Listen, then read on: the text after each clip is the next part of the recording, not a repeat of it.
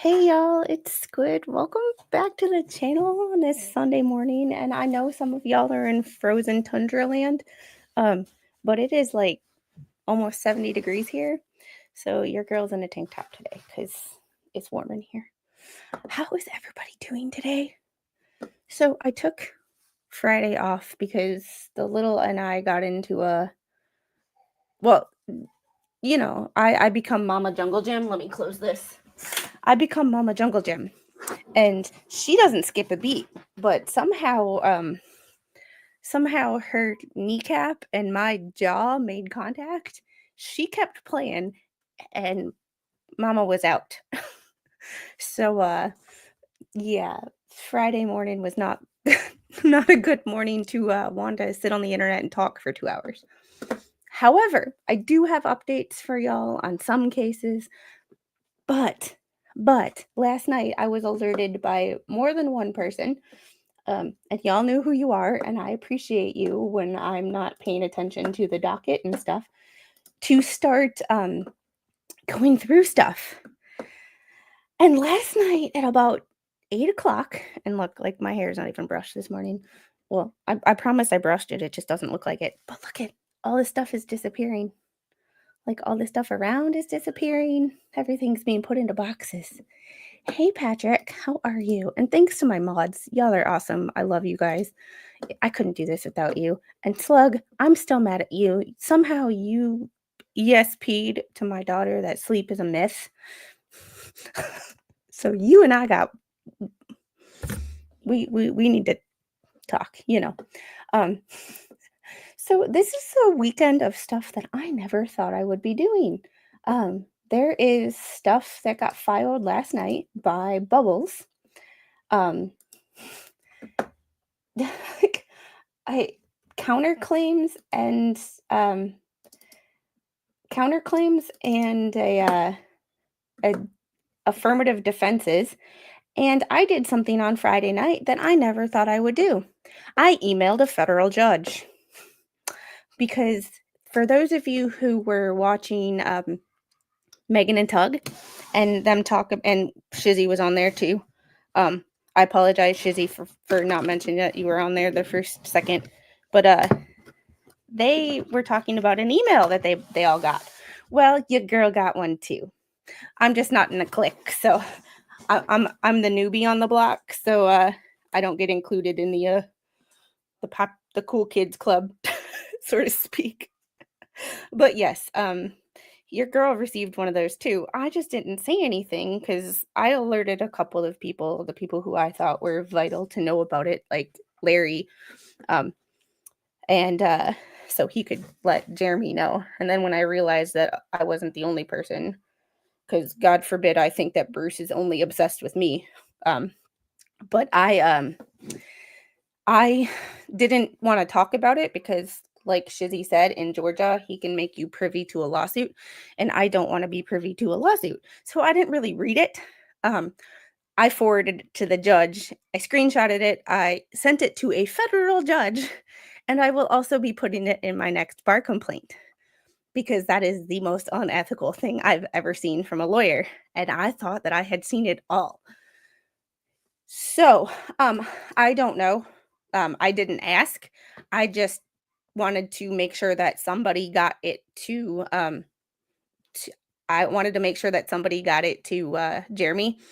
And I didn't think that me emailing Shockit because he's already got enough on his plate. I didn't feel that appropriate. So I sent it to Larry because I knew that Larry has, Shockit's representing him in a loss that other lawsuit. So I thought it would be more appropriate coming from him than me forwarding it to Shockit when he's already got enough Bubbles bullshit on his plate. So we yeah, Tammy, I can guarantee you they didn't give two shits because I had let them know prior to the start of their stream and they didn't care. So it wasn't really a thing, but yeah, I got one too. Because the closest thing I have to a stalker in this world is a lawyer from Massachusetts. My own fiance is not that obsessed with me as Bubbles is. So yeah, as soon as I got it, and Shizzy had mentioned that in Georgia he can make you privy to a lawsuit, I forwarded it to the judge with my information, who I was. Not that I'm an important person, but why was this judge getting an email from me? I figured it would be important to tell him who I am. But also, last night, looking at Megan and Tug, I didn't actually read the entirety of the email that I got because I didn't want to be made privy to a lawsuit. But if Shockit wants to give me a deposition, I will be more than happy to spill all the tea that I have on Bubbles. All of it. Some things y'all know, some things you don't. I will be more than happy to provide all the screenshots that I have and answer any questions that Randy Shockit would like to know. Not that I'm important, but when Bubbles threatens to call CPS on you, you tend to take notice and people send you screenshots anytime your name is mentioned. So I got tea that he might not have. And I'm more than happy to spill it in federal court. Something that I never thought I would say in my entire life. I never thought that I would be emailing a federal judge on a Friday night. I'll take things that I never thought I'd be doing for 5,000, Alex. Yeah. Well, I did sort of listen to Megan and Tug a little bit that night, and I was listening to them talk about it. So I didn't want to read it because once I saw a settlement, I'm like, no. And the fact that he gave them until 5 o'clock to respond, which seems like a blackmail threat to me and an ultimatum. So yeah, I will be emailing Jeremy too. Yeah, I would love to spill more tea for y'all, but I also want to be respectful of, and I don't want to put extra shit out there because there's already enough bull crap out there. But and I even woke up with a zit this morning. So if y'all yeah, and we're gonna get to that. So there's this too. There's a whole bunch of shit right now that I just don't that just does not make sense to me of why a lawyer would do this. You don't send people emails saying, I've sent this email to members of the media, which I'm really not a member of the media. I have a YouTube channel, but I still don't see myself as a YouTuber, so that's the whole. What you got there, Angel? You got a turkey call? Are you going hunting this year? She's got a turkey call. But that's the way you saw it as well. Yeah, I saw that as a blackmail of, if you don't respond to this email, or if you don't, I'm going to file a counterclaim. To me, that's a threat. If you want to if you feel like you have the evidence or the gumption or the balls really to file a counterclaim, do it without an ultimatum, because that to me is like 5-year-old argument or a 16-year-old girl with her first boyfriend. If you break up with me, I'm going to do this. Like, no, that's not how this shit works. You're a grown ass man and this is federal freaking court. Like, come on, people. Like, I know nothing of what's going on. Squid is going to teach us how to be guinea pig. And Slug, I can guarantee you don't want to actually know all of this. I didn't. I hope I got the right email. I got the email, his chamber's email from the Northern District of Florida's court website. So I can't imagine that I would get that. I'm not expecting a response. I just want to know that he actually got it. Shizzy wrote a letter online and sent to the judge's office. I sent just a short, quick note to the judge explaining who I was, why I got this email, and I screenshotted the email and the response from Doreen and emailed it to him. So that's all I got. Um, that's all I got with that one, but things I never thought I would, um, things I never thought I would be doing on a Friday night. Things I never thought I'd be doing ever.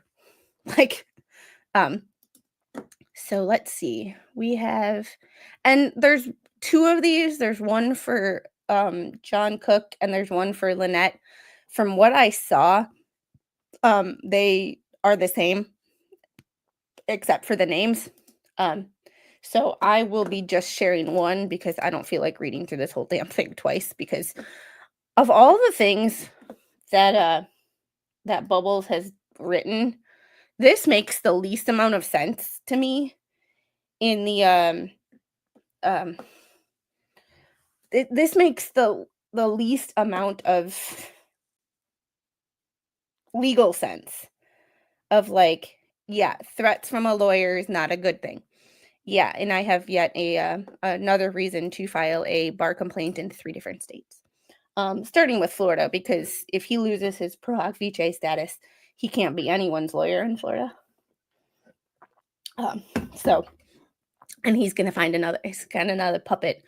I'm wondering if his hand smell like shit, because he's got his hand so far up Scott Stark's ass that I'm wondering if he can. I'm wondering how that works. That's an anatomy thing that I haven't quite figured out yet. All right. So this was the first one. Defendants Cook answer, affirmative defenses, and counterclaim. So we're on documents 69 and 70.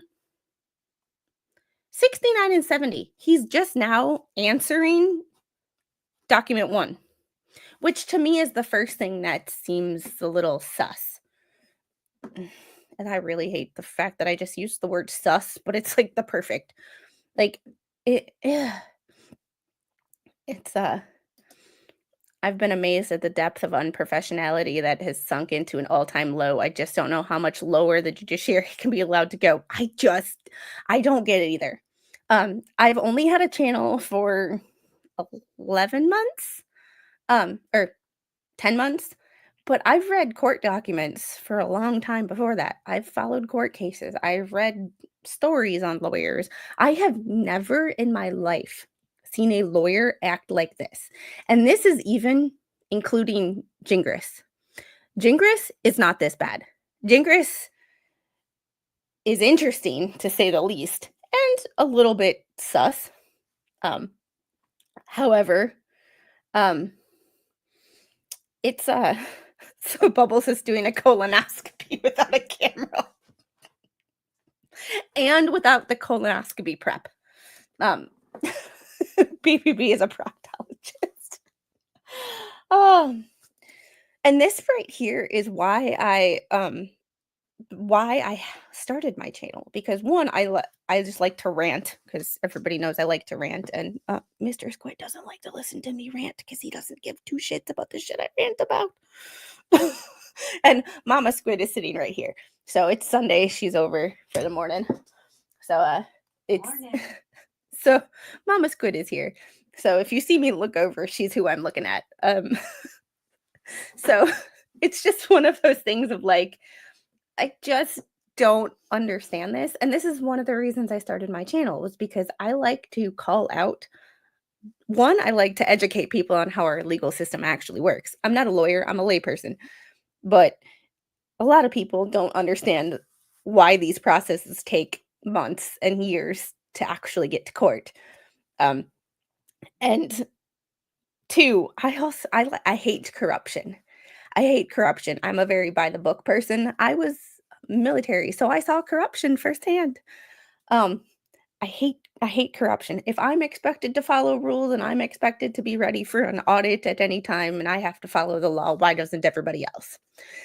So when I see people breaking the law and being stupid in the court system, like Sarah Boone, she thought she was smarter than everybody. I'm pretty sure Bubbles thinks he's smarter than everybody. I think Gingras thinks he's smarter than everybody. And when nobody has humility, you start thinking you can get away with shit that normal people can't get away with. So I like to hold people accountable, and that's how I run all my other streams too. Like, I look for accountability. The reason I trial stream is because I hold judges to a higher accountability, which is the whole reason I got interested in this case with Judge Grudge. Because if we don't know what they do and what they're supposed to do, we don't know how to hold them accountable. You can't hold somebody accountable for a position that you don't know what it does. And in courts, I like to trial watch because not only are some of the cases super interesting and the psychology of how the hell that happened, but secondly, the state and the prosecution are at the end of the judge and the prosecution are at the end of the day are on the same team. So I like to hold them accountable because they're on the same team. Yes, the judge is supposed to be neutral, but they're both parties of the state. So, and if it could happen to someone, it could happen to anyone. So, side note, I will be following or doing my Unhinged on the internet tonight. And Peachy, I love her to death. She posted an article in Cases of the Past on Discord. If you want to go read it, go read it. But the headline is Breaking: Daryl Brooks, the man who attacked the Waukesha Christmas parade in 2021, was transferred from prison in Wisconsin to Colorado after being horribly beaten and arped in his cell. Gen Pop justice at its finest. And my mom is also from Waukesha area, so like, you know, because that's the county I was born in. So like y'all are hey King Paco, how are you? We're doing okay. Like, so hey Josie, how are you? So that will be something that we will be reading through tonight on Unhinged on the internet, because if you know the person I hate the worst in this world, it is Daryl Brooks. So yeah. Because Mama, when she retired, if she still lived in Wisconsin, wanted to be a dancing granny. So, you know, and my little cousin had played baseball against the teams that small child played for. So, yeah, we're gonna be talking about that. So join me tonight. Hey Zach, how are you? I miss my fat shamer. I need you, buddy. I am in a Biggest Loser competition with some friends back in Wisconsin, so I need my personal fat shamer back. I miss you, buddy. I miss you. Whoa, whoa, whoa! Unhung hero.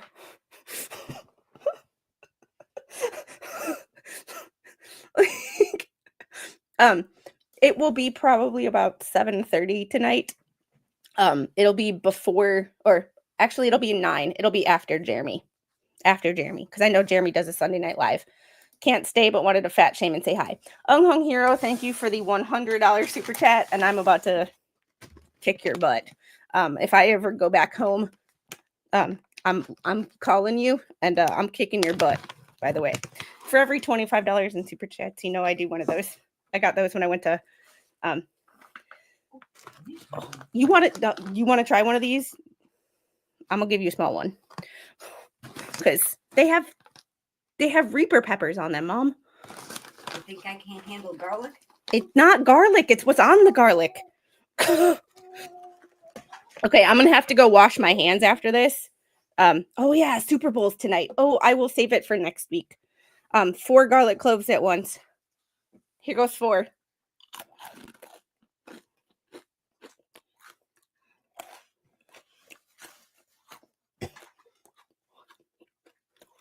Yeah, I'm not pretty good.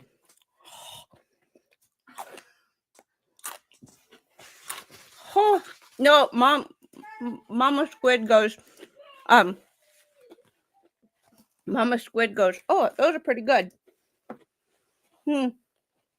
You're the one who said I gotta go. Oh. Oh. I've been busy as F lately, making up for a bunch of missed streams. Unhung hero, you're the best. I'm punished. That's the largest super chat I've ever gotten on this channel. So you need an award.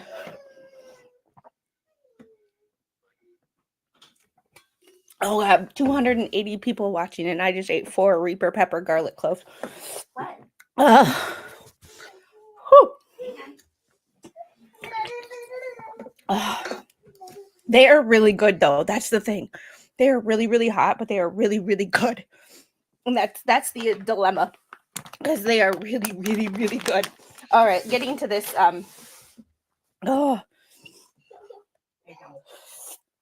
Getting to this counterclaim. Go wash it. Yeah, I'm gonna go wash my hands. I will be right back in a hot second. You want to take over? What am I supposed to Just say hi.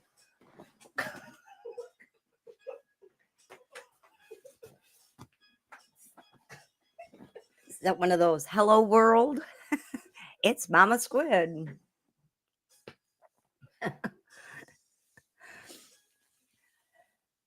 You get to see my face. I'm here every Sunday doing my laundry. Here she is.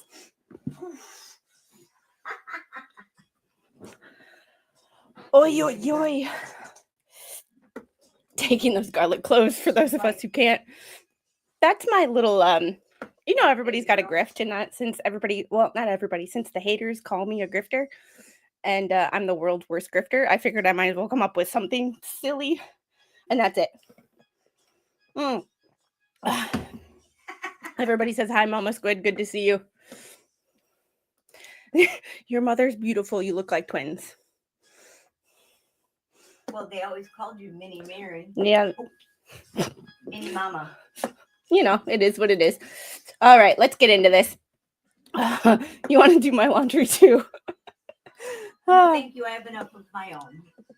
All right. So, summary of the case. Okay, so just the way this is written is bizarre. Defendant John Cook states as follows in the answer to the plaintiff's complaint number 1. Y'all, this was filed back in March of last year. Correct me if I'm wrong, but I haven't looked at the docket all the way back recently and looked at the date. And I was late to the game. Yeah, it looks like he didn't write it, but it also it reads like he did write it. I'm wondering if he was on the sauce when he did it. That's just my opinion, but it looks very not him. Yeah, answer to the complaint is only about 10 months too late. That was my whole thing. Answer to the complaint of document 1. We are on document 69 and 70. I just don't get it. And Mike, thank you for the £2 super chat. Watching the Super Bowl in the UK tonight until 4. Yeah, and really, it's the same 2 teams all the time now, and it's boring. So, although I do have a couple of prize picks on it. I don't even know who's doing the halftime show. Once Green Bay is out of it, I stop paying attention. So, yeah, this is the thing. And yet he had a motion to dismiss, but then writes this. I actually have to look back in the whole docket, because I came in document 30, 33, 34. So I didn't actually all the documents before that. I looked at them, but I didn't detail look at them. Yeah, I used to be an NFL fan until it became the same. I like college because at least before NIL, they were playing because they loved the game, not for the money. So I'm a college sports fan.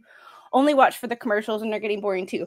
So, side note with that, and I'm very sorry to the people who just came for the writing and not for my lovely personality. I heard a rumor. I don't know if this is true. Mr. Squid let me know this. Apparently, Elon bought $40 million worth of airtime. Maybe that's 2 minutes, but I have no idea how much that actually is. But I heard that he bought time and that he might be revealing things. See, and that I don't know either. I got nothing. Foosball is the devil. Yeah, you heard that rumor too? Okay. Yeah. Yeah. I only pay attention to where Georgia players end up, and it's like Alabama's offense went to the Eagles and Georgia's defense went to the Eagles. So by default, I'm an Eagles players fan because I followed some of those those kids in college. And I don't know enough about that situation either, the people that he's associating himself with, because I just don't care. So I can't speak to that, but this is just either somebody else wrote it or he was tipping some cold ones back, doing some 12-ounce curls, if you know what I mean. All right, summary of the case. Deny that this case about the use of threat or extortion to compel Hales to behave in certain manner and or to persuade Hales to provide Preston and Cook with benefits. The court dismissed the plaintiff's claims of extortion for failure to state a claim, document 63, leaving the plaintiff's summary of the case devoid of anything pertaining to what remains of this contrived, frivolous lawsuit. So much to say about that. This is another problem I have right here. This case is about whatever this freaking phrase is. Protraction of litigation and multiplication of proceedings. Where the hell did he come up with that? To create ongoing YouTube content, including lying in a sworn affidavit to influence the federal judge, document 8-1 at paragraph 19. Well, I'm surprised I still remembered what that meant from like 7th grade English class. The parties admit that plaintiff has a YouTube subscription base. Here's where I have a big old problem. Subscription base of over 700,000 subscribers without knowledge to the remainder of the allegations. Admit that subscribers pay the plaintiff monthly fees. That is a lie. That is a lie. Subscribers don't pay anything. Members pay a monthly fee. Slight distinction in terminology, but a very important distinction when you admit that subscribers pay. I'm sorry. The average subscriber to Jeremy Hales doesn't pay shit. So the fact that they put this in a complaint or in a document pisses me off. Like just right here. Yes. She used all of them. Like, but here, admit that subscribers pay the plaintiff monthly fees. That is a lie. That's my first, like, I read that and I only read like 3 pages of this because I was like, good Lord. But this, subscribers do not pay a monthly fee. Like, yeah, you don't pay. Yes, proof that they don't know how YouTube works. And it's like, if you're on a YouTube channel every night, or even if you're not on the YouTube channel, you're in the YouTube's chat, you should know that there's a difference between subscribers and members. Yeah, only members pay. They constant state the facts wrong and hope the judge believes it. Yes. And I'm hoping that the fact that the judge has received multiple emails from YouTubers who received an email from Bubbles, an unwarranted email too, because it's one of those things of most of the people, at least Megan and myself, I cannot speak for Tug or Shizzy, and I don't know who else received it, but I have told Bruce not to contact me anymore. Megan has told Bruce not to contact her anymore. And yet he still decided to email us. So, yeah. I don't pay a fee and I don't watch as much either. I just can't. Yeah, they're talking. Jeremy has had paid membership subscriptions long before they moved to Florida. Yeah, and I'm kind of, and the thing about this is YouTube content.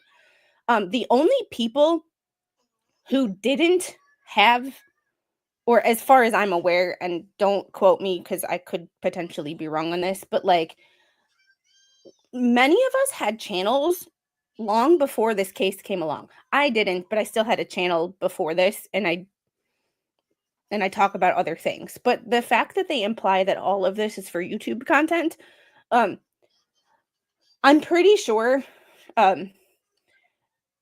Jeremy made plenty of money before and had plenty of content before this case.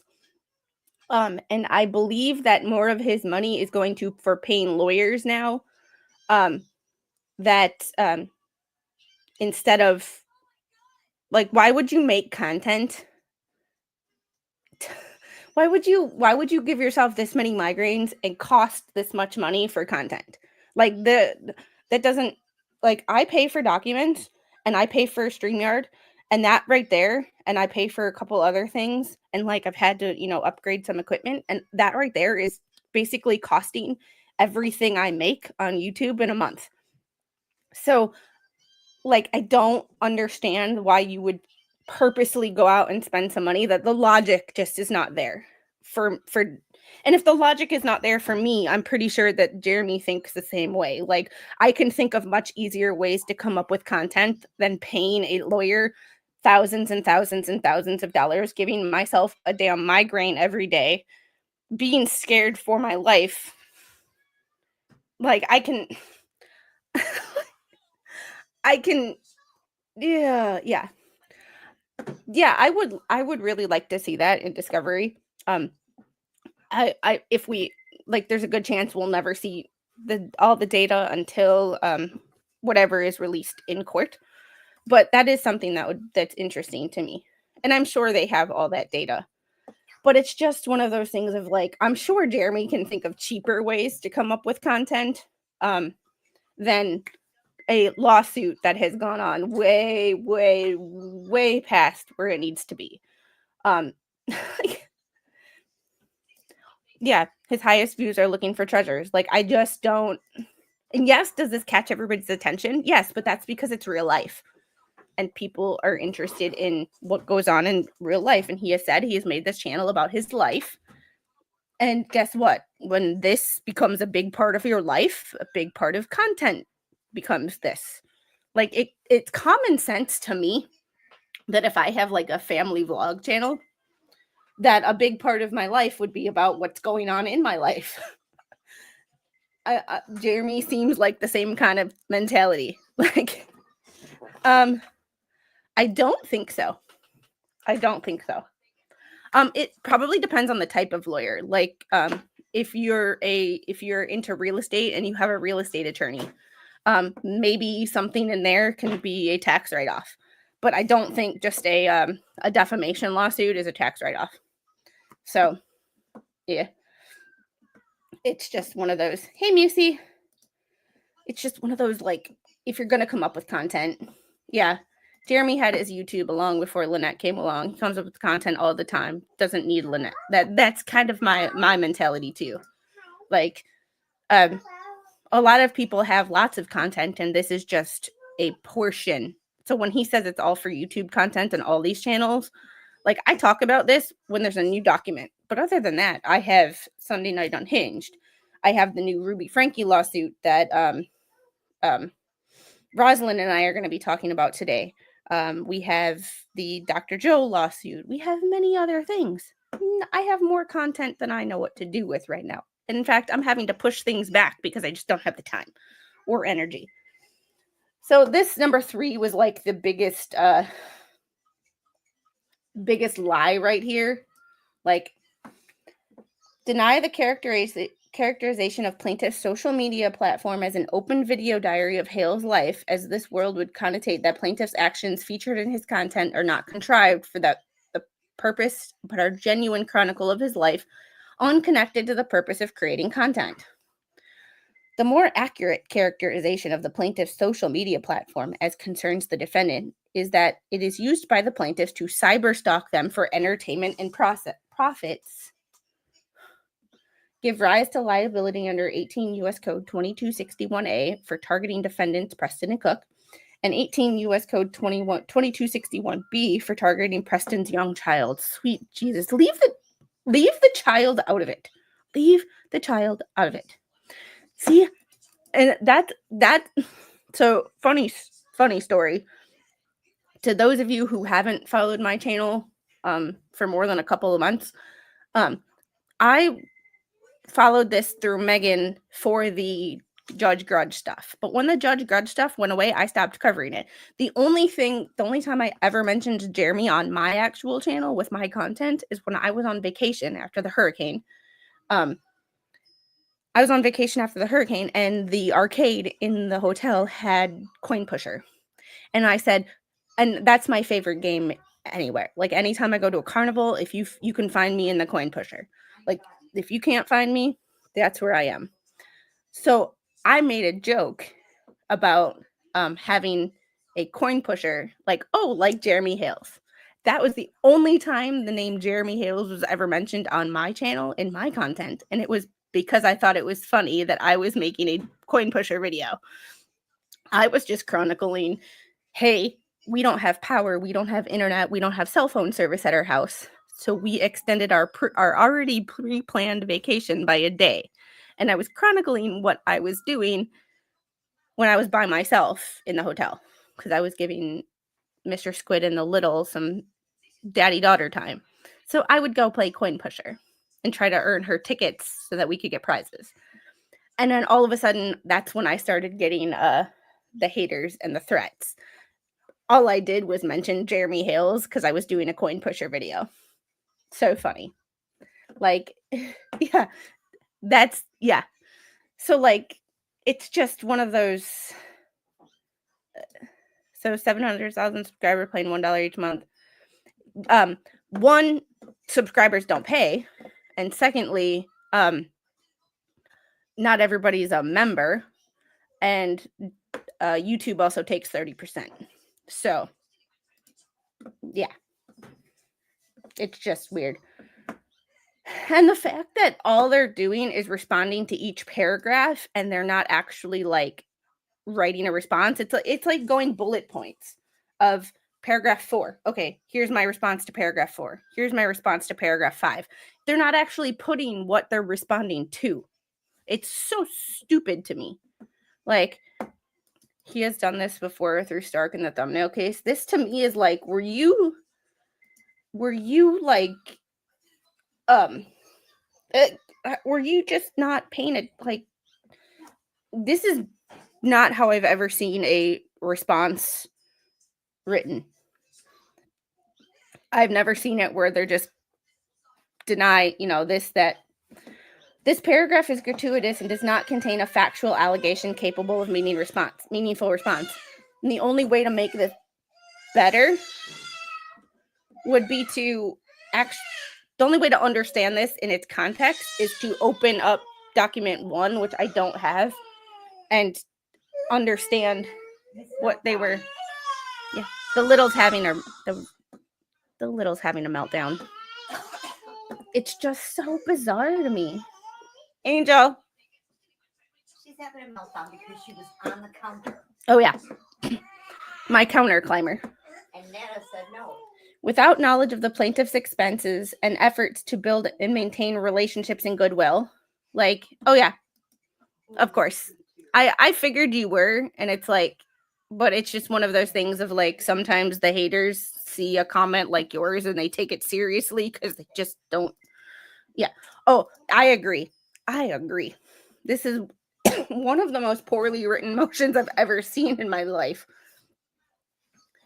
Like, I've never seen it where they've just bullet pointed. Like paragraph 4. We're not even going to write what paragraph 4 said. We're just going to write a response to it. Just 6 does not pertain to defendant Cook. Okay, what do you? The judge is not going to like this. Like, I have to go through and unsubscribe things because of the fact that the little is on YouTube I don't have YouTube Kids because I can't monitor it as easily, but I can if she's just on mine. The problem is she hits that subscribe button on a bunch of channels that So I go through weekly and I unsubscribe to all the things that she subscribed me to. This is a new filing from last night. This is a filing from last night, but it's responding to document 1. This is document 69. So they wanted to use square bullet points to piss off.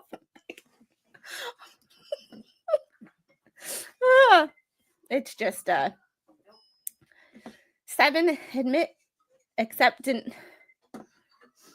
deny being a viewer of Hales' social media platforms. I need to go back. I have to download document 1. I apologize, y'all. I thought I was going to be able to get through this without going through document 1, and it's not possible in my eyes. Yeah, I would love to see the numbers, but I'm not privy to that information. Nor will we ever be until unless the judge says it can come into court. Yes, these were documents 69 and 70 filed last night, which added to the docket on a Saturday night is weird to me as well. All right, here we go. Document 1 was filed March 4th of 2024. So I am going to download it now. $1.60. 2024 0304.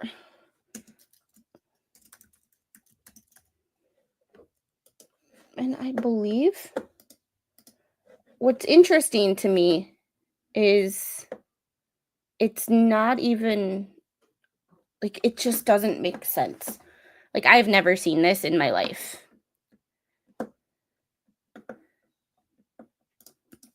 Well, BBB did this before in a motion and the judge denied it and told him it was incomplete. Yeah, and it just seems like your answer to the original date or the original we're gonna present what I see when I look at Pacer, so that if you don't have a Pacer account, you can understand what happened or what Pacer looks like. So it tells you everything. So it gives you the date. So the complaint was against all defendants. So even to file it was $405. So it's just so the complaint was 3-4. I started at document 13 was when I with the last thing I went to. Like, there's just like there was never a response to document 1 in here. Like, recommended report and recommendation motion to dismiss for lack of jurisdiction on 8/26. That there's a motion to dismiss for failure to state a claim in September.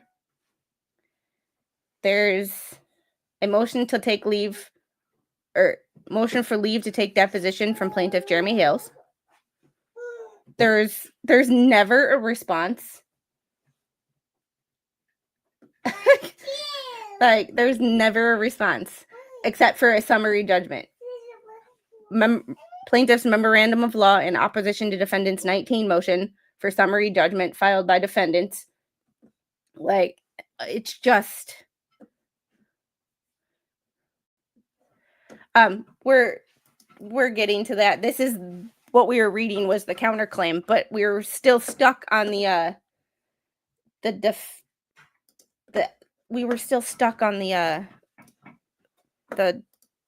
fact of how it was written. It is so bizarre to me. So this is the he's basically going through the original complaint now, but he's not actually putting anything in there. That's the weird part. And I can't understand the why. It just Angel. Angel. Angel. I'm opening up the complaint so that if we have questions, we can go back. All right.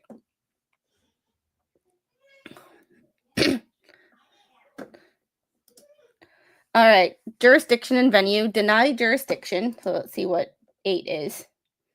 8 was the court has jurisdiction over this matter under 28 U.S. Code 1331, 28 U.S. Code 1332, and 1367A.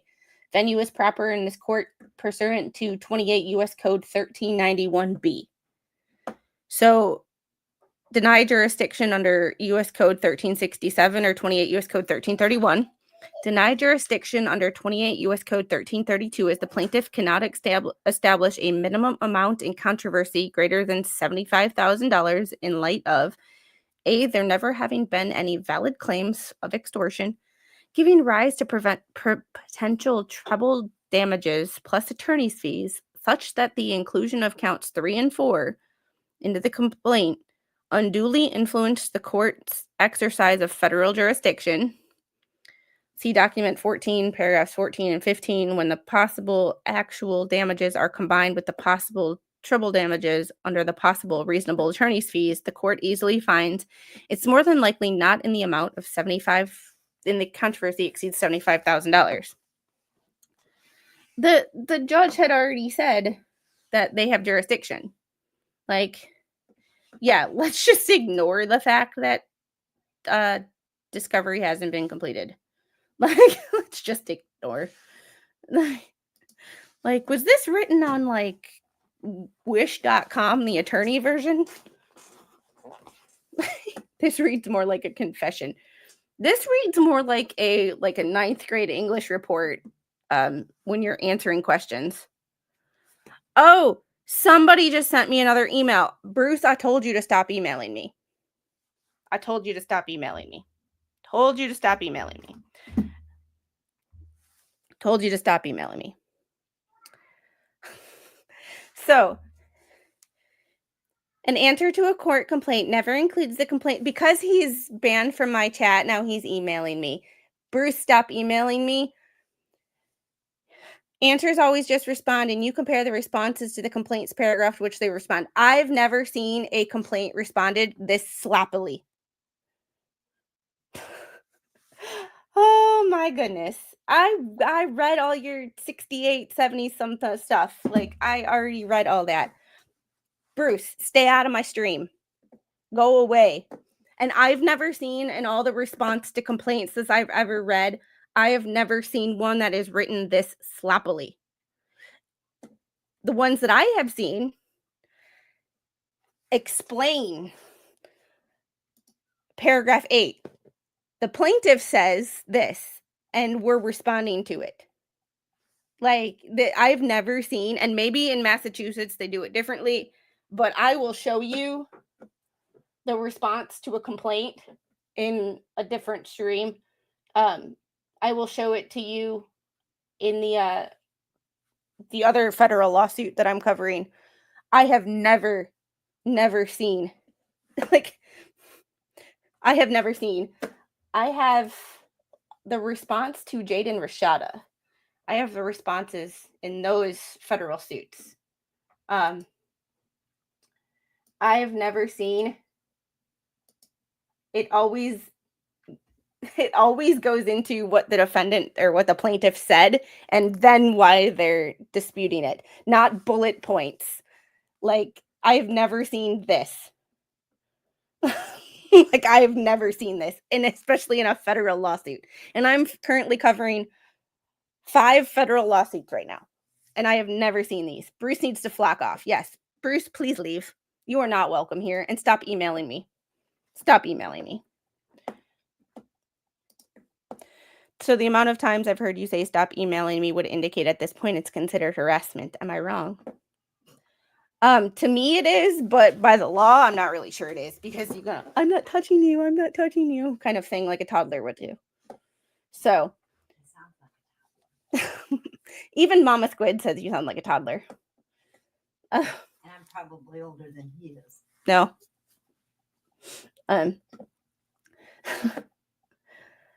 The plaintiff's admission that his allegation in support of the tortious interference claims, counts 5 and 6, that the defendants used their defamatory statements to persuade Hales customers to stop supporting Hales, which the court relied on in exercising jurisdiction, see document 14, paragraph 12, does not refer to conduct beyond simply making the alleged statements defamatory statements themselves. See, this right here is more well written than probably the rest of the this in paragraph 5. Well, what does paragraph 5 say? Because now you're making the judge go back to the original complaint and read it while he reads this. All the court documents that I've seen have been able to stand alone and not have to be referred to. And yours, Bruce, we're having to refer back to other documents, which is a headache. And if it's a headache for me, it's going to be a headache for the judge, who has many other cases that besides this one that he has to deal with on a daily basis. So, auto forward anything from Bruce, Jeremy, and Larry. That's a good point. Yeah, I'm going to. And Bruce, I sent your email that you sent me the other day. I never read it, but I sent it to the judge. So, yeah. So, see, the plaintiff's status as public figures. See document number 1, paragraph 2, describing a current YouTube subscription fan base of over 700,000 people across the world for his YouTube channel, What the Hales, such that none of the defendant's statements alleged in the complaint, paragraphs 25, 27, and 30, were in plaintiff's opposition to summary judgment. Documents 24, 7, 24, and 26 are legally actionable. The plaintiff's false statement that the defendants made online posts calling the plaintiff a child, that word, which allegation was not in the complaint but included in the plaintiff's sworn affidavit, specifically to influence the court's exercise of federal jurisdiction, and which the court relied on in determining that the minimum amount in controversy had been met. See document 14, paragraphs 12 and 13, emphasizing that the plaintiff accused the defendants of repeatedly, both online and in the real world, falsely accusing him of being a ARPist and a child ARPist. See, and here's another problem with this. Use the paragraph symbol here, but use the abbreviation here. It's inconsistent even in its fucking word am I talking about? It's just inconsistently written. Use the same. It's like somebody else wrote this and then somebody else wrote this and they copied and pasted them together. So it's just. I know it's a headache, but don't block the emails. Let him bury himself even more. Yeah. I heard Shizzy did it too. Yeah. It's small. Yeah, but you use the symbol for paragraph and then you use the abbreviation for paragraph. So your formatting's not even the same, which is just weird. It makes it seem like two different people wrote it, or you wrote one part on a Friday night when you were drinking and then you wrote the next part on a Saturday morning when you were sober. That's how it. But that's just my English teacher influencing me, because even my college English teachers did that. My business writing class, she was very, if something is inconsistent, she got pissed. She would start marking off for little things if even your formatting was inconsistent. If you capitalized court the whole time and you didn't capitalize court in one paragraph, she would call you out on it. So yeah. He needs an experienced paralegal that can rewrite all his filings so they make sense. Yeah. I lived in Massachusetts and have lots of attorney friends there. While you really don't know what they have to say about you. It's not nice. Dang, you've burnt a lot of bridges. Yeah. The sad part is all of us layman people seem to know more about the the law than Bubbles does. Well, here's this other document that I have that I downloaded that I'm in the process of reading through. It's just been a very busy weekend with reading or with packing and everything else going on. Yes, ma'am. Yes, ma'am. There is the Florida, the local rules for the U.S. District Court of Northern District of Florida. So I'm reading through those because, you know. Yeah. Yeah. Agree. Where's the red pen? My English teacher loved the red pen. So did mine. Oh my goodness. Oh my goodness. So did mine. A sovereign citizen knows more about the law than Beelzebubs. Beelzebubbles.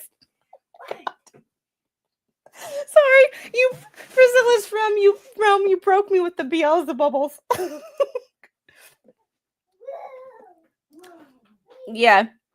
I didn't actually read it. I just screenshotted it and forwarded it to the judge because I don't want to be made part of yeah.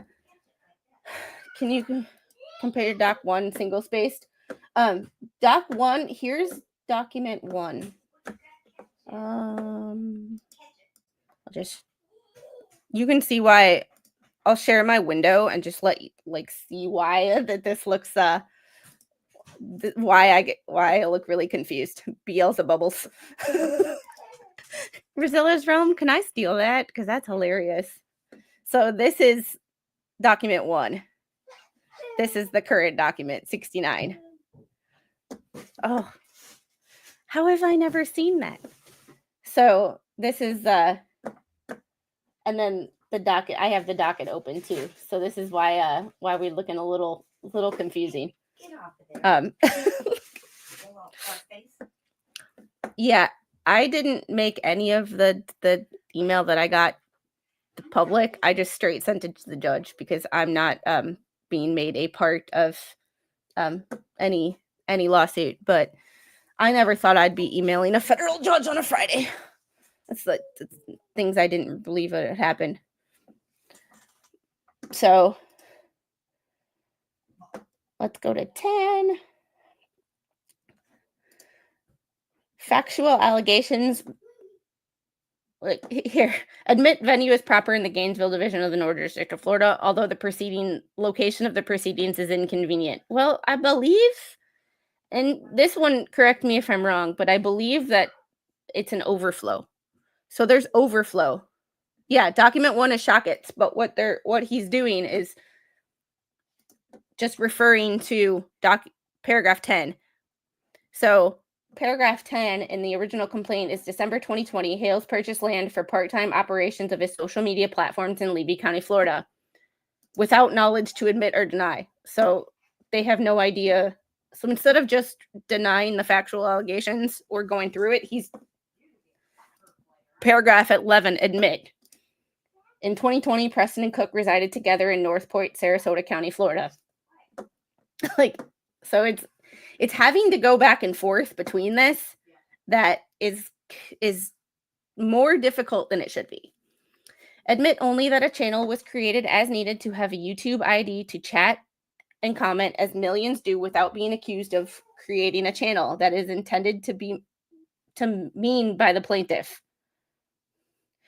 Bruce, stop emailing me. Stop emailing me. Stop emailing me. Stop emailing me. I'm not going to tell you again. Do I need to file another police report?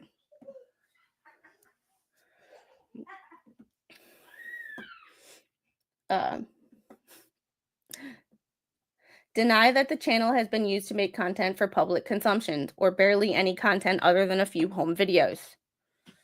Admit taking a photo as described, denying the remaining allegations. 12 was July 17th, Preston drove from North Point, Florida to a vacant lot across the street from Hales property in Levy County, Florida. Hereinafter, a vacant lot across the road. Taking a fan picture by the entrance to Hales property where his drive-through sign was publicly known to be located. Posting this fan picture to her social media, Preston falsely stated she had bought the vacant lot across the road and that Hales was now her new neighbor.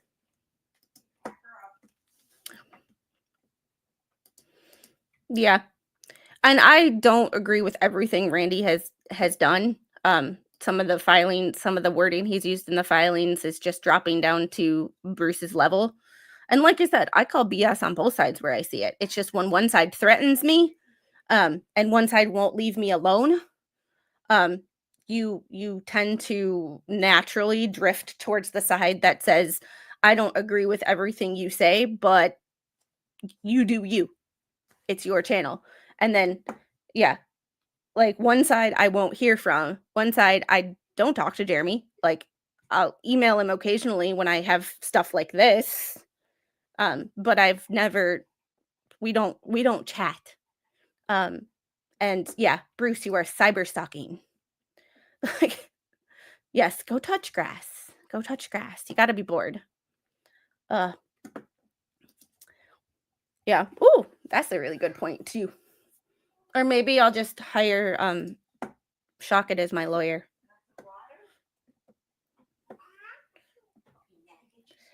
Admit Hales assisted in removing a tree with his tractor. Deny the remaining allegations. 14, 15, 16, admit.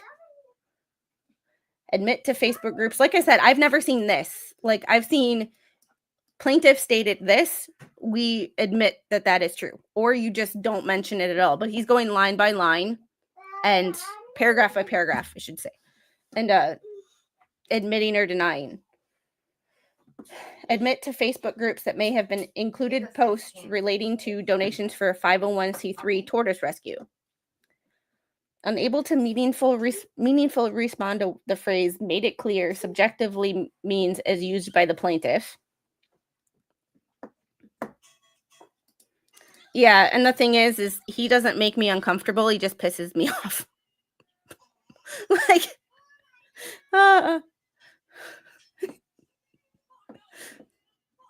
Beelzebubbles is in a battle with no ammunition.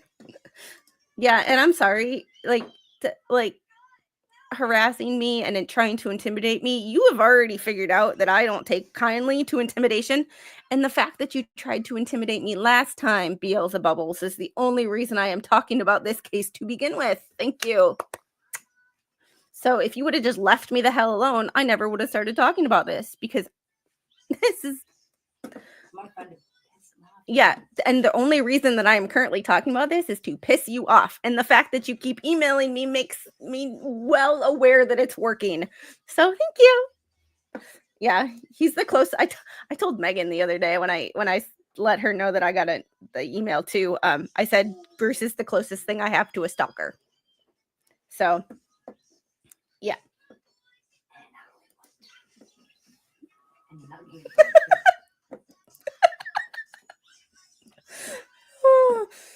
Sorry, Mama just made a comment that I just had to laugh at because, admit that the plaintiff gave Preston 2 leap pads. Admit to asking to attend. Unable to admit or deny the characterization of the quantity of the plaintiff's fans, supporters, or from where they came. You mean or from where they came? No.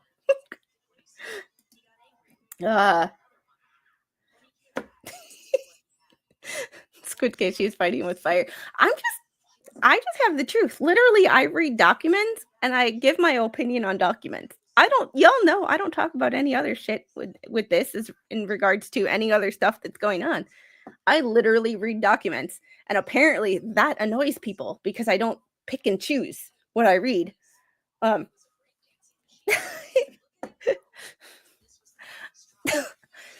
When the little deal I have with them going on, I will eventually switch. I'm just yeah.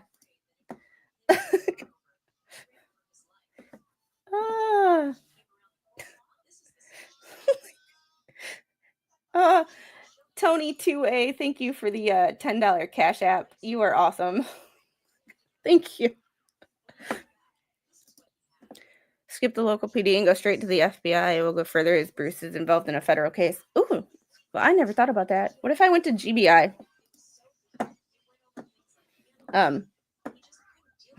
So Deny, deny, deny. And see, this is what you're making the judge do, is you're making the judge go to complaint, the original complaint, which the judge already said when it came to the motion for when it came to your motion for, oh shit, and they're all starting to blend together. Your discovery requests. He already said that just mass doing this is not it's not doing this is not the way to do it. And you did it again. Like, admit Hale said yes on February 20th, 2023. There's so many better ways to write this. This is the lazy way. This is the lazy way. Lazy way. Yeah. Copy and pasting responses. Yes. Off you flock. This is just the laziest way of writing. And Bubbles, you don't have any other clients right now. So, like, you should be taking time. Yes, boilerplate. Thank you. At a certain time, I've never followed this many federal cases before, but the Dr. Joe case moved into federal court. The Rashada case was always in federal court, and the DC case just is federal, just based on the fact that DC is not a state. So it's now all I think we're getting there. I think. Admit 31.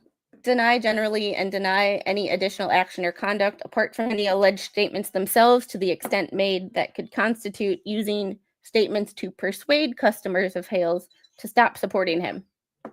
Okay. 31 was the signs. 31.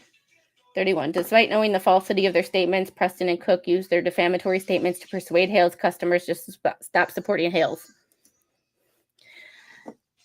Admit that the plaintiff procured a TRO from an Ohio court where he was represented by counsel and where the defendants were appearing via remote video conference pro se based on allegations of matters occurring in Florida, and despite the defendants never having been to Ohio, and only after he sought and was denied a TRO in Florida Levy County Court by a judge who was later removed from this case. So, you know, I don't even think the devil would want anything to do with him. But I don't know. We haven't spoken. I don't make it a regular to speak to the devil, you know. Hope not. It's not really a habit of mine. Deny plaintiff has suffered damages. It must be his. The plaintiff has made a huge windfall through the increased subscriptions and views of his YouTube Bad Neighbors videos compared to his videos without Bad Neighbors. Would you like to put in, like, the see, you're not putting in any of the evidence. You're not putting any, you say incurred costs, his increased subscriptions and views of his YouTube Bad Neighbors videos compared to his videos without Bad Neighbors. What are the numbers? If you have them readily available, why don't you add them? Who is that? Who is that? Mommy. Deny the little one's sitting here too, and she takes, when she sees my picture on another device, she will like hug it. So it's just funny. She goes, Mommy. Actually, coin pushers and storage units have higher videos. It's in Ohio because she started calling his local mayor's office, threatening that she would contact the local news. She also emailed the mayor's office, so it was LP who put it in Ohio. That's a good point. That's a good point. Yeah, this right here. And that's one of the other things that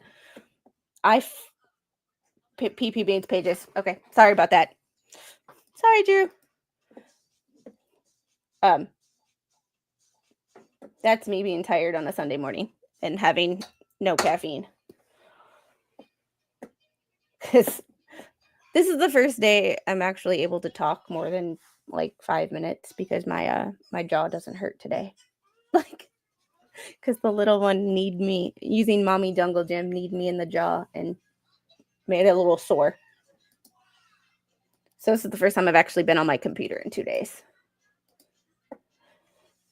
The plaintiff has made a huge windfall through the increased subscription and views of his YouTube Bad Neighbors compared to his YouTube. And I would love to actually go and look at his channel to see that. I will write that down and do it later. Deny that plaintiffs have incurred costs associated with extensive efforts to mitigate against such injury and harm, as his costs have been subsidized through A, cash donations by his YouTube viewers in envelopes that the plaintiff opens during live stream broadcasts, B, direct donations to his litigation counsel via links provided under What the Hales videos, and C, super chats during his live streams soliciting financial donations for his ever-growing legal expenses. And whose fault is that? If they would have just left him alone, there would be no lawsuit.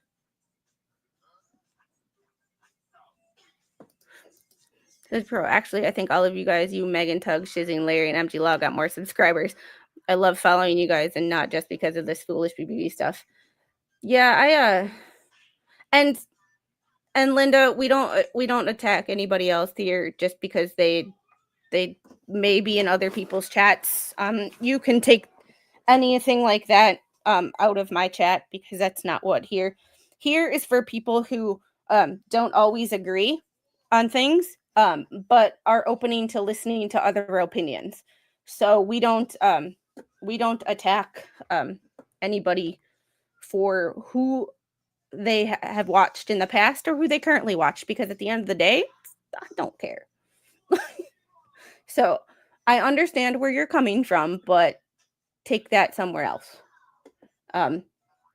It's just we talk about the situation at hand and not I understand, but I don't want to talk about the other podcasts in my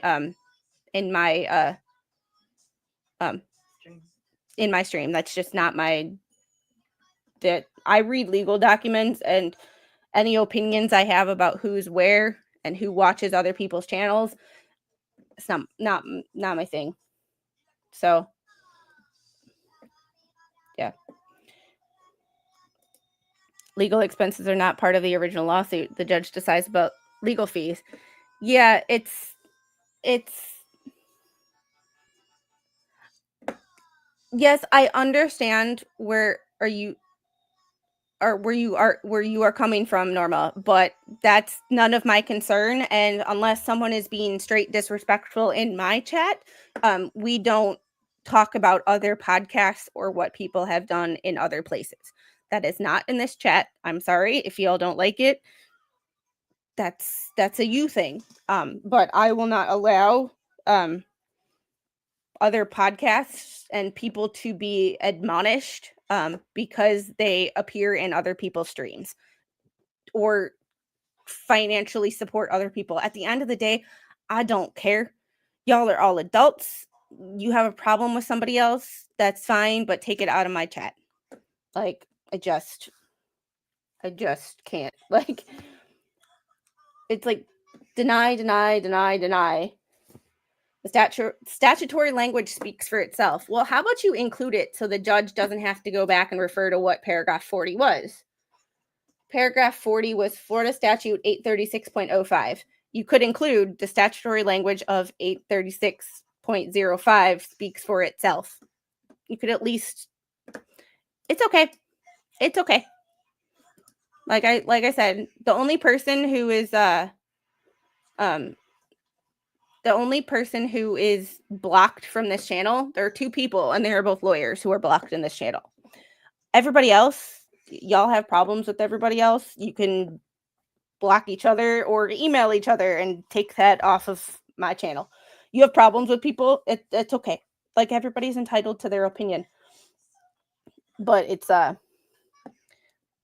it's just one of those things. Count 1 does not pertain to defendant Cook. Well, obviously, because count 1 is defamation for Lynette. But you can put that 41 through 48 does not pertain to defendant Cook. Then you can just put, it's just the way this is written is just so, yeah. Because the saying goes, take it outside. And I'm okay with people not agreeing in this chat. People aren't always going to agree with me, and I'm not going to always agree with people. But as long as you're respectful. The problem is one person here is not respectful, and that's why he is blocked.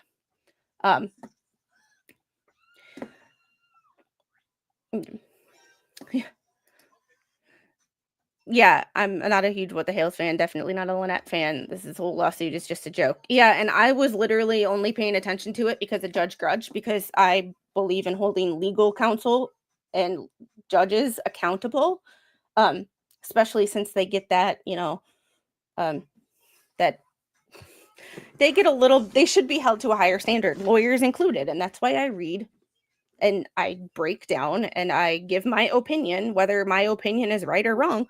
It's my opinion. It's my opinion based on other motions that I've read, other legal filings that I've read, other responses that this is just sloppily done. And yeah, like tortious interference, deny that. Well, okay. At least he puts this counts 3 and 4 covering paragraphs 57 through 68 have been dismissed. But at least that, like, what tortious interference 1 through 40 incorporated herein, deny that damages exceed 75,000 if any, admit, deny. Like, this is just copy and paste. Here we go. Affirmative defenses. The plaintiff failed to mitigate damages caused by his own damages by repeatedly publishing to the world the defamatory signs and statements contained on them, which had otherwise been known to only 3 people. It only takes one. And the fact that they were posted on a public road with, I'm assuming there's cameras that show the flow of traffic on that highway somewhere. It's just one of those, yeah, this right here. And I feel like it's just causing more confusion and more money that neither side needs to spend. So the plaintiff failed to mitigate damages and caused his own damages by repeatedly publishing to the world the defamatory signs and statements contained on them, which had otherwise been known to only 3 individuals, all of whom plaintiff admits. You don't know that those are the only 3 people. Those are the only 3 people that Jeremy knows of, because he can't go to everybody and he can't find a camera, look at someone's license plate, track down that person and be like, did you see the signs? No, but all it takes is one. All it takes is one. Legally, all it takes is one. The statute does not say has to be seen by X amount of people in order to be seen as defamation. That's not how that works. We can look to the CNN case for more information on that.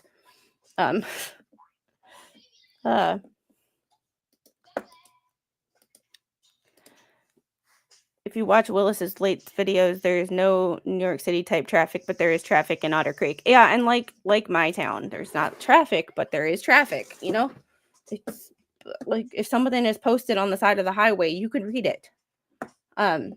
You see that it's there, but I can't track down who saw it because it's a highway. It's the public. Like I don't know everybody who sees something posted on the side of the road. Ugh.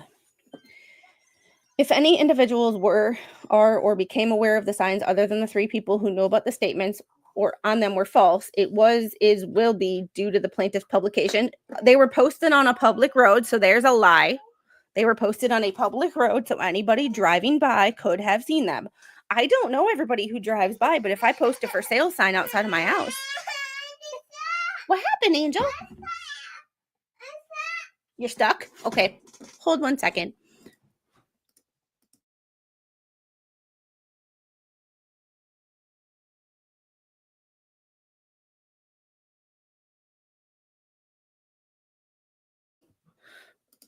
All right, all better.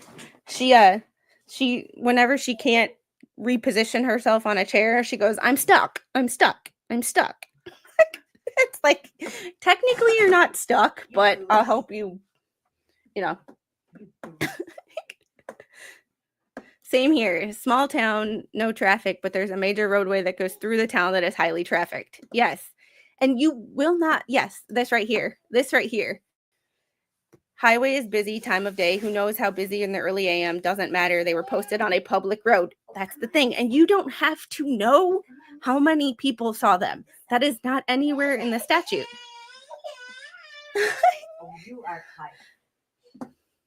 It's just so, it's just so ridiculous. Iron Man MV. Marla Hughes even stated that they were by Herschel's, which is on the highway. Yeah, and I can't speak to that. All I know is they were posted on a highway. In filings, I've seen they were posted on a public road, and that's all that matters. Like, focusing on the fact that they were only seen to, or only reported to Jeremy by 3 people is, in my opinion, a total wrong thing to focus on. Like, it's not important. And has nothing to do with the and that's the other thing. He seems to focus on the fact that the signs. He's so hyper focused on the signs. It's just If any individual is believed, believe, or will believe the statements written on the signs, it will be a consequence of the plaintiff's publication. No, it will be a consequence of the fact that they were posted on a major highway. Other than the 3 individuals who found and removed the signs, the plaintiffs cannot identify any individuals who saw any of the signs allegedly placed in the ground by the defendants, let alone anyone who knew whom the signs referred to. So here's the thing. In the CNN defamation case with Zachary Young, they posted an article and they did a 4-minute news video. They don't have to, Zachary Young doesn't have to go, I know this person and this person and this person saw them. He doesn't have to know the names. He just has to know that more than one person saw them, or at least one person saw them. That's all the statute says. And if you watch the first day of opening statements in the Zachary Young trial, which we are rewatching on Wednesday nights, they actually read out the statute for defamation. And Bruce is focusing on all the wrong things. Like, yeah, he's hyper focused on the signs because they're so defamatory. He knows that. It's like, yes, that's the thing. Like, with Zachary Young, he didn't have to say this person saw the news article. He just has to know that someone saw that news article. And with CNN, not many people did, but that's not the point. That's a whole nother subject in itself.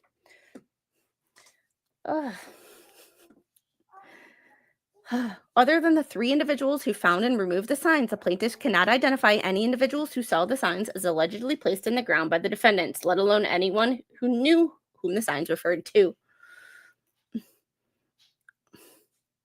The plaintiff himself planted the defamatory road signs to create a contrived basis for a lawsuit to exploit by protracting litigation and multiplying proceedings. Oh, there we go. In order to generate ongoing litigation-related YouTube content for the plaintiff's bad neighbor storylines on his YouTube channel, What the Hales. Law School 101, defamation is defamation, regardless of who sees them. Yes. Signs of the smoking gun, needs to get rid of them in order to win. Yeah, and I'm really hoping that the handwriting will be, the handwriting and the GPS data. So... And sorry, sometimes if I forget words, I have word finding issues because I had brain surgery back in 2020. So sometimes when I'm trying to think of multiple things, words slip through the brain, like slip through the cracks. Counterclaims. Intentional infliction of emotional distress. Can I sue you for that? Because that's what you're doing to me by constantly freaking emailing me.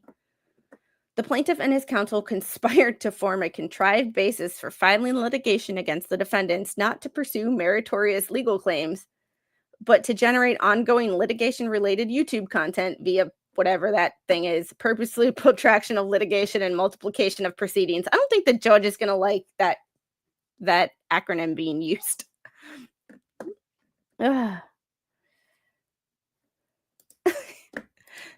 Thank you.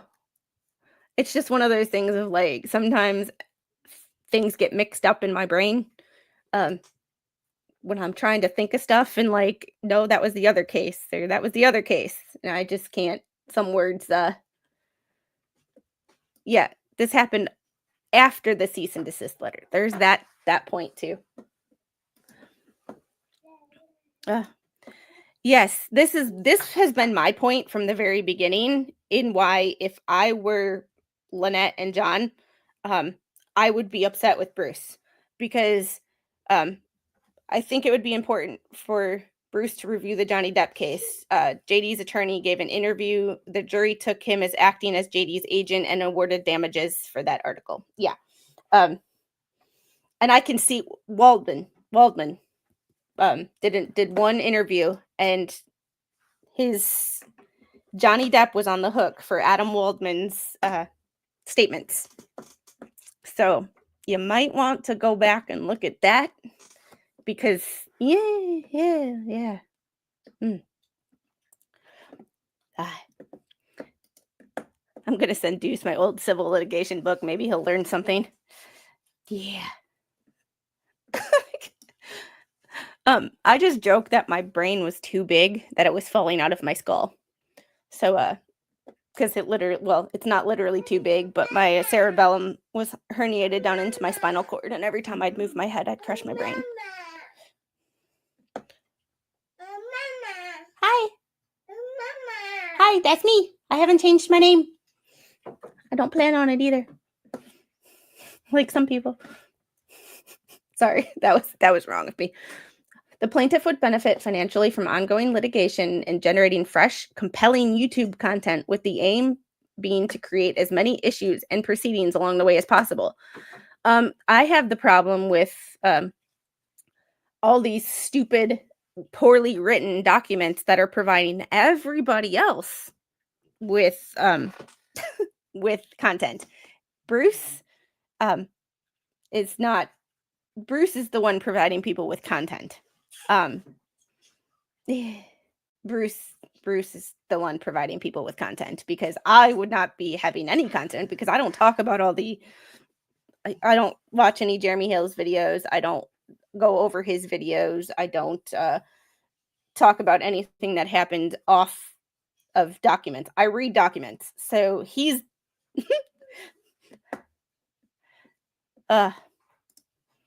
I vote all channels never read anything from him again on their lives. He gets such pleasure from the attention, and I mean nothing, not even motions considered done.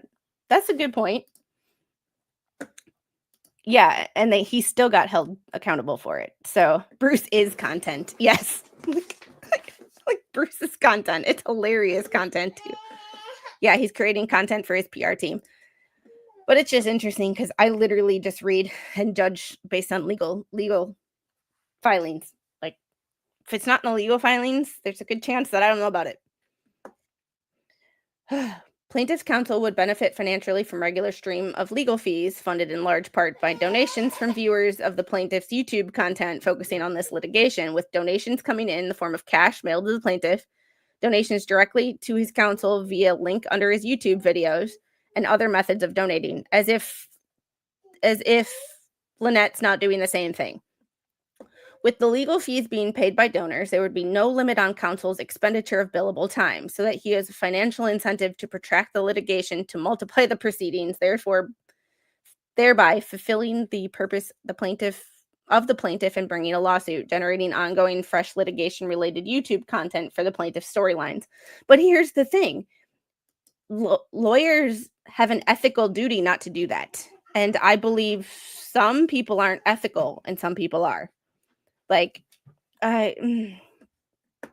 yeah, Bruce called me biased, but but it's not that I'm biased. It's just when you read filings, and yes, I've criticized my layperson's criticism of the attitude laced in some of Shockett's filings, and I've called out that BS where I saw it too. But also, when one side says you do you, and the other side is you do you, but I'm going to call CPS on you if you keep doing what you're doing, you tend to just believe one side a little bit more. because one side doesn't attack and the other side does. So, like I said, you might call me biased in some ways, but that's okay because I'm tend to be biased towards the people who don't threaten me. But I also don't take kindly to threats. So you threatening me is not going to stop me from talking about this. It's only going to make me talk about it more just to piss you off, because that's my favorite hobby these days. Check Discord. Okay. Switch.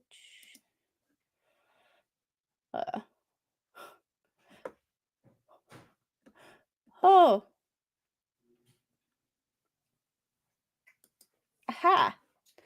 Thank you, Katna, for sending me the social blade. Oh, yeah, they don't make nearly the amount that is. Yeah. I'll look into it more later. But hey, two awesome dogs. You got snow? Oh, no thanks. I'll pass on that one. Getting back to this, because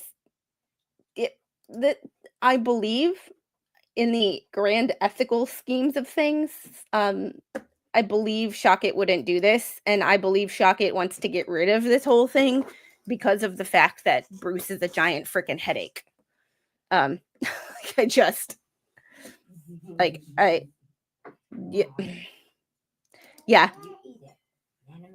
I believe that Lynette and John Cook have a legal reason to file suit against Bubbles, because this would never have blown up as big as it was if he didn't get involved. And it's just one of those things of who tries a case in the court of YouTube. Like, there's a reason that like Shockit and them are not doing interviews, is because it's not appropriate. Like, it's not appropriate. The plaintiff's interest in contriving storylines for content is symbiotic with his lawyer's interest in maximizing billable time. So you're basically accusing Shockit of being unethical. Like, that's a big accusation, bro. That is a big accusation, without regard for the consumption of court time and resources. How many filings has Bruce filed compared to here? Let's see. How many filings has Bruce filed lately in comparison? So the final scheduling order was put out in November. Let's see. Brandy's filed 40. Defendant's motion 1. Oh, yeah. There's way more from Bruce. Randy, Bruce.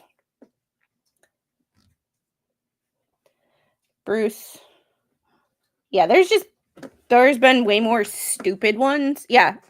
JH's legal team is answering all the bubbles. Yes, and I think that Beelzebubbles is the so hung up on YouTube and trying it in the case. Yeah, DeThomasis was unreal. And that's when DeThomasis got removed from any of this, or from the local Levy County case, I stopped paying attention to it because that was the only thing that was interesting to me. The new judge in the Levy County cases seemed level-headed and like he was just doing what, he had to do. But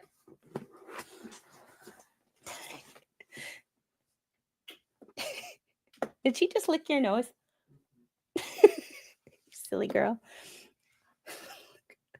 The device that plaintiff contrived for the basis of the federal lawsuit and accompanying YouTube storylines were the defamation road signs falsely alleged by him in paragraph 28 of the complaint as having been created by the defendants. Yeah, and that was it. But you haven't provided any of the discovery to prove that not true. I don't care for the drama at all, but the court proceedings is interesting. And that's the only thing that I care about, is the proceedings and how they're written and holding lawyers to their ethical standards. And I believe this is not only poorly written, I think Baby Squid could write this better.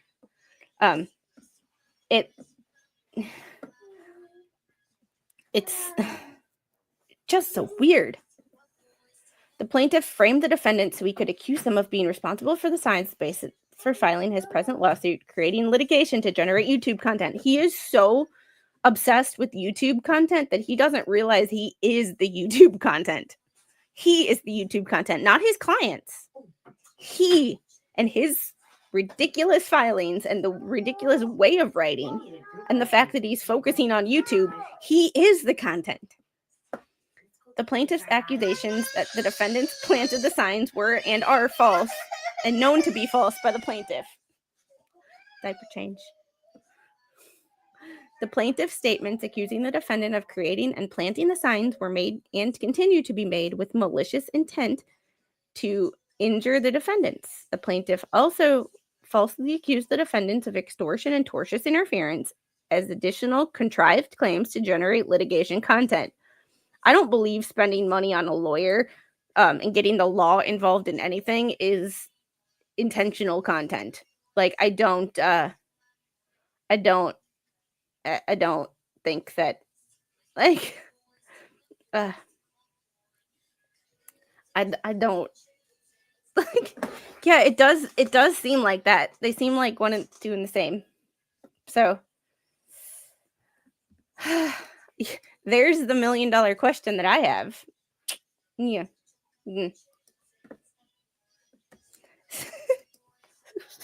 I'm a lawyer now. Yeah, and when she starts talking about pecuniary advantage, I'm going to either be very, very happy with the vocabulary that I've helped her obtain, or I'm going to be very, very frustrated about how the next, 16 years is going to go. Because every argument, she's going to name some legal terminology and try to get out of it. I can just see it now. And I really don't know if I'm going to be happy about that or I'm just going to be frustrated with the fact that I even created this situation to begin with. The season on Suits, Baby Squid takes on Manhattan's best boss baby. The plaintiff's accusations that defendants planted the signs were and are false and known to be false by the plaintiff. Prove it. Prove it. Prove it. Prove it. Prove it. Prove it. And you haven't, because you have discovery to complete and you haven't done it. And why haven't you done it? Because if you had the evidence that said Jeremy did it, you would have already presented it. It's like with Trump and some of the accusations. If they would have had evidence of it, they would have said it back in 2016. So if you would have had evidence, Bruce, and I still know you're watching because you stalk me. If you would have had evidence that Jeremy did this, you would have already produced it. You wouldn't just constantly be saying he did it. You would have produced the evidence because you would be more than happy to blame Jeremy for anything and prove Jeremy did something. So, but it seems like guilty people always try to defer. So you try to push the issue and make the issue something else besides what it should be. And that's just what, yeah. Next, they're going to say Shizzy did it. Just say. She's going to file a defamation claim on me. Yeah, saying is one thing. Wait until she uses it appropriately. Hey, Mom, when the little one uses pecuniary advantage in a specific way, in an appropriate way, let me know. Yeah, where is that discovery extension order? Because I don't see it. He's been ordered to do it.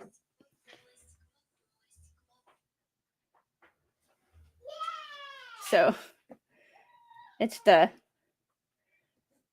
they have video of Shizzy playing the signs with his Oh, somebody tell Shizzy I'm sorry.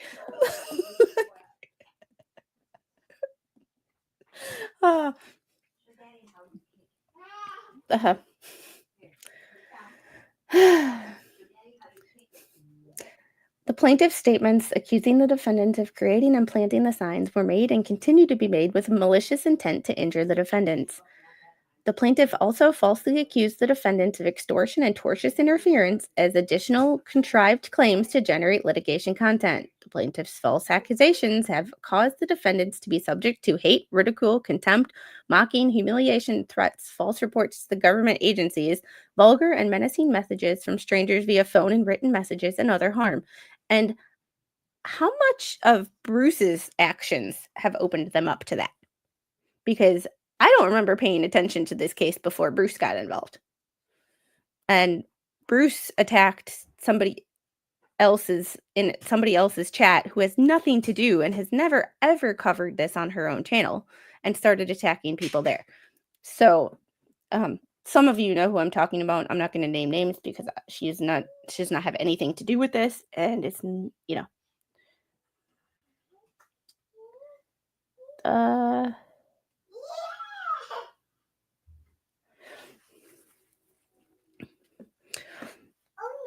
oh no. The plaintiff's actions are extreme and outrageous, and yours aren't. Emailing people to try to make them privy to your attempt to settle, like, that's just not appropriate. Not appropriate. Not appropriate. Not appropriate. Not appropriate on any level. The plaintiff knew and intended his false accusations would cause the defendants to suffer severe emotional distress. The plaintiff's false accusations have caused the defendants to suffer severe emotional distress. Count 2, Florida Statute 540.08. The plaintiff has misappropriated the defendant's image likeness by placing them on video thumbnails. Oh, he's trying to get the thumbnail issue brought into federal court. This is where it gets interesting because it didn't work. If you brought this up in the counterclaim, why is it attempted to be dropped in the state court? Answer me that, Bubbles. Actually, don't answer me because that means you would have to email me, and I told you not to do that. So this is funny.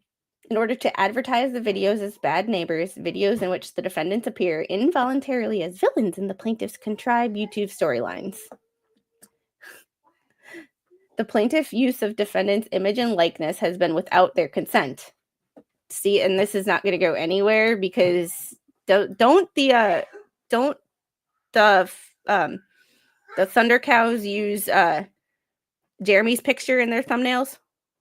I don't watch, so I'm not sure, but can anybody tell me? I'm pretty sure Jeremy didn't. If you want to play that game, yeah, that's a dangerous thing for all YouTubers. Yeah.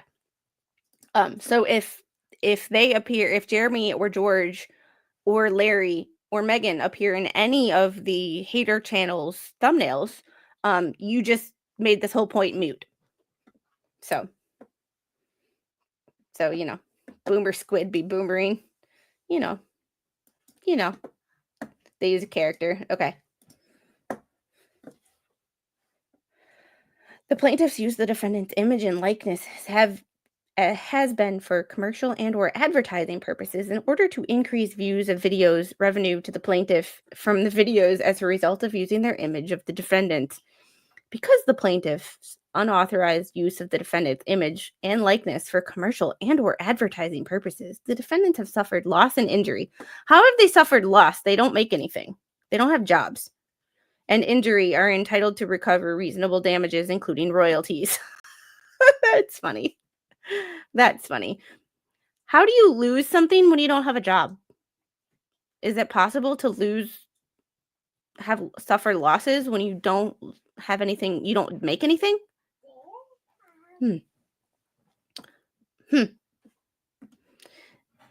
Yeah, I've never seen a lawyer watch a lot of law shows, and I know it's TV, but it teaches a lot. Yeah, and it's one of those things of like, it's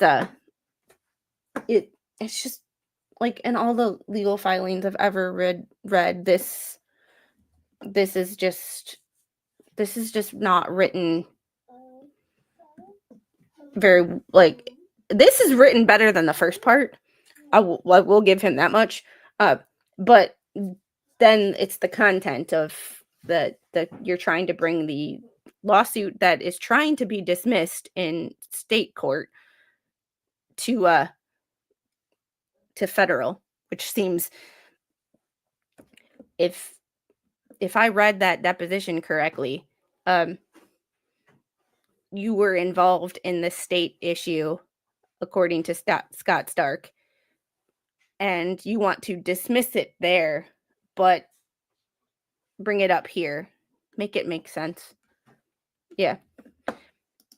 And Jeff, you are my Florida law enforcement guru. So his interpretation of the Florida statute is way off, totally ignores portions that make his claim not apply. And that's always the issue that I've had with his writing, is it doesn't give context. It cherry picks facts as are appropriate to his case. But yeah, that's it too. Her 501c3. Yeah. There's that, but it just, his interpretation just seems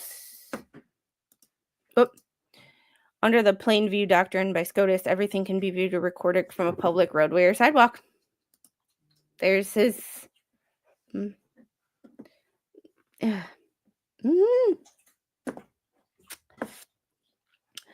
All right, count 3. Invasion of privacy and unauthorized publication. The plaintiff has published defendant's photo, image, or likeness on his YouTube page and in thumbnails on many occasions. Every publication of the defendant's photo, image, or likeness has been unauthorized. And I don't think that it matters. That would mean, so that this right here, if this were to be taken as fact, that means anytime anybody ever records a video in public and posts it to their YouTube, everybody who's in the background inadvertently can sue. That just makes, so like if I'm recording, like, you know, we're on vacation and someone in the background sees themselves and doesn't want to be on camera, they can sue. That's not the way that works. I believe in all the photos he used in a public place, and that's for running for public office, public figure. Yeah, not just YouTube, but the news, etc. Yeah, that is a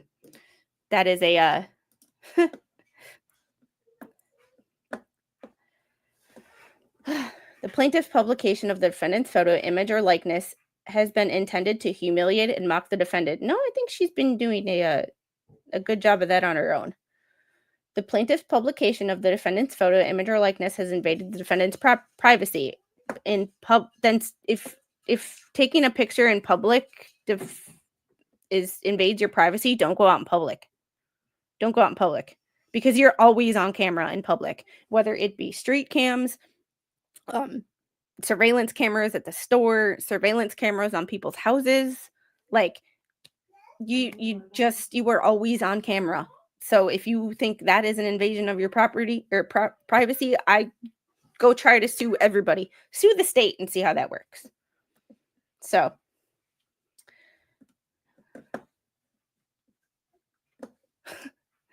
show us the 75K damages BBB to get the diversity jurisdiction. Oy, yoy.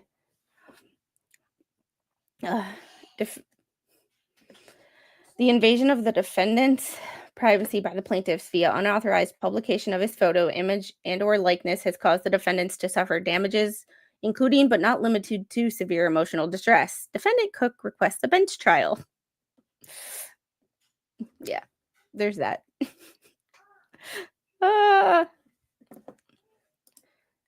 Lynette is a public figure and she's in denial, especially because she's running for board again. Yeah, if you run for a public office, you are by default a public figure. I hate to inform you of that, but burst their bubble. Yeah, hate to burst your bubble, but you know. All right. So this is for defendant Lynette Michelle Preston. So it's pretty much the same thing, only it applies to her. And because it took us almost 2 hours to get through one, I am not going to read this one, but I will post it in the the Discord, because it's literally the same stuff we went through before. It just applies to count 1 because that's defamation against Lynette. Count 2 does not pertain to defendant. Deny, deny, deny, deny. And then affirmative defenses. Plaintiff failed to mitigate damages caused his own damages by repeatedly publishing to the world. Same exact thing. The plaintiff himself planted the defamatory road signs to create a contrived basis for a lawsuit to exploit protracting litigation and multiplying proceedings in order to generate ongoing litigation-related YouTube Bad Neighbors storylines on his YouTube channel, What the Hales. The counterclaims are intentional infliction of emotional distress. Florida Statute 540.08. It's literally the same thing, only it applies to Lynette instead of John. Count 3, invasion of privacy. So, and defendant Preston requests a bench trial. So there's that giant.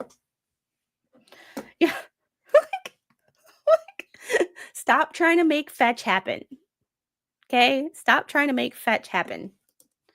It's just so funny to me. I just can't, like, why? And I am going to put those in the Discord now while I'm talking about it so that I don't forget, because Lord knows my memory today is but either way, like, this is just like all these motions are just they just don't make any sense to me. And I know I'm not a lawyer, so I know somebody, including Bruce, is going to point that out. But guess what? Not a lot of other people are lawyers either. I'm also posting all the 68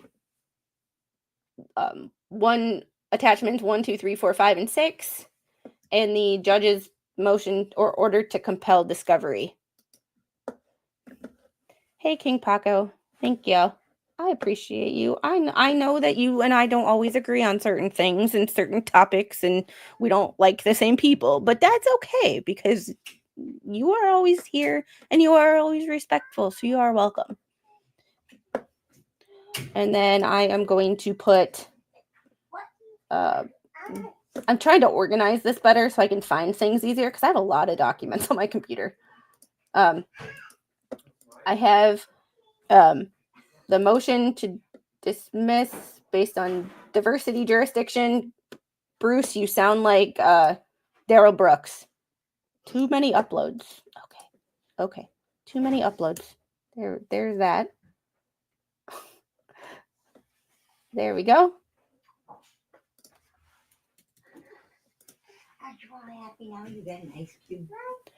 Oh, she's addicted to ice cubes, by the way. There we go. Processing all those documents. I couldn't upload so many. It said I couldn't upload more than what I had. So, there we go. She likes holding onto an ice cube, but she don't like snow. Yeah, well, figure that one out. All right. So that is that, everybody. Thanks for hanging out with me this morning. It has been an interesting. It took us way longer than it should have to read that, but yes, I was. I did not read it. I saw that it was blind carbon copied to me, and I immediately sent it. Well, not immediately, but when I let some people that could get in contact with Jeremy, let them know I had it, because I did not feel it appropriate for me to email Docket. But I did email it to the judge. So on Friday, I emailed a federal judge for the first time in my entire life, and hopefully the last. But I also did let I will be letting Randy know. Well, I will be emailing Jeremy and letting him know if they need anything, they can ask me, because one, I got nothing to hide. I read legal documents. And secondly, I've got emails and screenshots of things that Randy might be interested in. So, there's that. Yeah, I'm sure he sent it to others too. I just don't know who. I know some people did get it and some people didn't. I haven't really asked a whole lot of people because I didn't. What I saw on Megan and Tug's channel is the only thing that the only time I read it, because I didn't feel it appropriate. Once I saw settlement, I was like, nope, not reading this. Nope, nope, nope, nope. That is not appropriate for me to be involved in. And the fact that he tried to get people who aren't involved in the situation involved, it's kind of shitty. It's kind of unethical if you ask me. So there's a new thing to add to another bar complaint. And yeah, well, we're gonna go with that. So Hambone, thank you for becoming a new member of Tentacle Nation. I appreciate that. Yeah, yeah, it's a one of those things of like you don't do that in my opinion. Like those are privileged. It's like mediation. It's privileged. You don't send that to anybody, and you don't send it to anybody, and you don't make the first line of your email the fact that you telling the opposing counsel that you sent it to people. So it's pay-per-view sports event at Tubetown 2 JCV Travis boxing match. Oh boy, sanctioned event. Yeah, and that's the that's the thing. Gcon, thanks. For the record, you're definitely one of the cool kids. Well, I'm the newbie on the block, so it is what it is. Y'all have a great day. I will see you guys at 4:30 Eastern. I have to finish making that thumbnail. Rosalind Duke and I are reading through some of the new Ruby Frankie civil lawsuit that was filed in federal court in Utah. It does not involve any allegations of further child or CA. So it is not that. It is about money and Connections Academy, but it is 112 pages long. So it's going to take us more than one time of reading it. So we are in the process of doing that. This week should be an interesting experience. We will see what happens. Steel cage match in a few weeks. So yeah, that right there. Settlement has nothing to do with anyone he CC'd, and that was that. Yeah. Y'all have a great day, and I will see you later on this afternoon for something that is not what the Hales related, but it is Ruby Frankie and Jody Hildebrandt related, and I will be with Rosalind Duke, who is my favorite person on YouTube. If it wasn't for her and Rogue Mama, I would not have a YouTube channel at all, because Rosalind made this nice little logo that I had, and everything I know about making thumbnails is Rosalind. So she will be joining me to help me, and hopefully Rogue Mama will be as well, because they are vital to this. Rogue Mama is the one who informed me about this new lawsuit. So I will see you all later, and have a good one. Bye, guys.